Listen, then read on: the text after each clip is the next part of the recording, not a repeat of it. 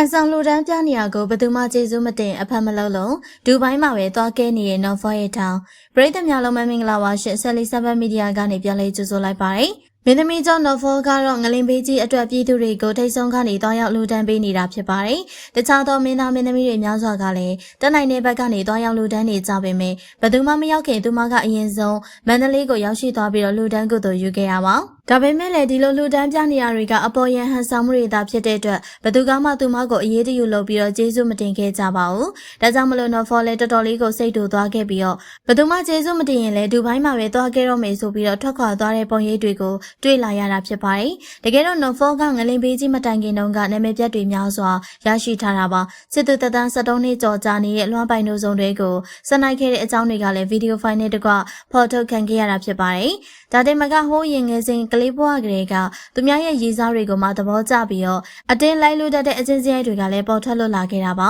။တစ်ချိန်တစ်ခါအမှားမဟုတ်ပဲအချိန်ချင်းအခါခါသူများပိုင်ဆိုင်မှုတွေကိုမှလိုက်ပြီးတော့လူယူတတ်တာကြောင့်သူမရဲ့စိတ်ဓာတ်ကိုအလုံးကဝေဖန်ပြစ်တင်ခဲ့ကြတာဖြစ်ပါတယ်။မင်းသမီးကျော်နော်ဖောကရုပ်ရည်လေးနဲ့မှမလိုက်ဖက်အောင်ဇေယိုက်ကတော့သူများပိုင်ဆိုင်တာတွေကိုပဲသဘောကျတတ်သူဖြစ်ပါတယ်။ဒါကြောင့်မလို့ပရိသတ်တွေအလုံးကတော့နော်ဖောကိုချစ်ခင်အားပေးမှုနှဲပါသွားခဲ့ပြီးတော့ဝေဖန်မှုတွေပြင်းထန်ခဲ့တာပါ။ဒီအချိန်မှာပဲနော်ဖောအတွက်နာမည်ကောင်းတွေပြန်လည်ရရှိဖို့စ조사လို့ရတဲ့အခွင့်အရေးအနေနဲ့ငလင်ပေးလူတန်းမှုကြီးကပေါ်ပေါက်လာခဲ့ပါတယ်။ဘယ်လိုပဲဖြစ်ဖြစ်မြန်မာနိုင်ငံမှာဘလောက်ပဲနာမည်ပြတ်နေပါစေလူတန်းပြလိုက်တာနဲ့နာမည်ကောင်းတွေကတော့ပြန်လည်ရရှိလာစမြဲဖြစ်ပါတယ်။ဒါကြောင့်မလို့နော်ဖောကလည်းပြည်သူတွေအခက်အခဲကြုံနေလို့ဝမ်းနည်းနေရကြကနေသူမအတွက်နာမည်ကောင်းရယူစရာအခွင့်အရေးပေါ်လာပြီးဆိုပြီးတက်ကြွစွာနဲ့လှူဒန်းခဲ့ပါတော့တယ်။သိန်းတရာမှဒီလှူဒန်းခဲ့ပြီးရဲ့နောက်ပိုင်းရှိသမျှစားနပ်ရိက္ခာအသုံးဆောင်တွေအကုန်လုံးကိုဝယ်ယူပြီးတော့ညရင်းချင်းမဲမန္တလေးကိုဆင်းသွားခဲ့ရပါ။ဘယ်ပရာဟိတအဖွဲ့အစည်းဘဲမင်းသားမင်းသမီးမှမရောက်ခင်ကတည်းကသူမကအရင်ဆုံးသွားရောက်ပြီးတော့လှူဒန်းခဲ့တာလည်းဖြစ်ပါတယ်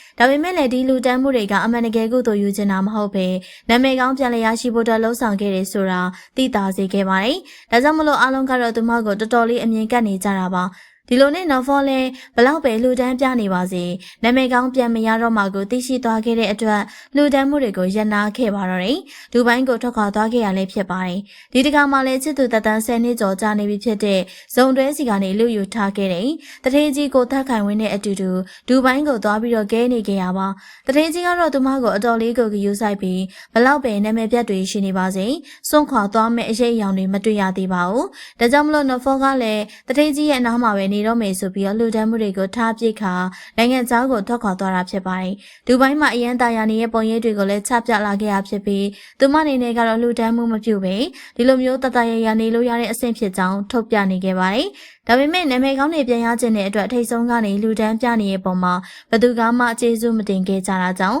နောက်ထပ်ထပ်မံပြီးတော့လူတန်းမှုအတွက်တော့စိတ်ကူးရှိပုံမပေါ်ပါဘူး။လူတန်းပြနေပေမဲ့နာမည်ကောင်းမရလို့ခရိုနီတထေးကြီးနဲ့ဒူဘိုင်းမှာသွားကဲနေပြီဖြစ်တဲ့နော်ဖောရဲ့ထားပေါ်မှာထင်မြင်ချက်လေးတွေရှိရင်ပြောပြခဲ့ပါအောင်ရှင်။အဆုံးထိကြည့်ရှုပေးတဲ့အတွက်အားလုံးကိုကျေးဇူးတင်ပါတယ်ရှင်။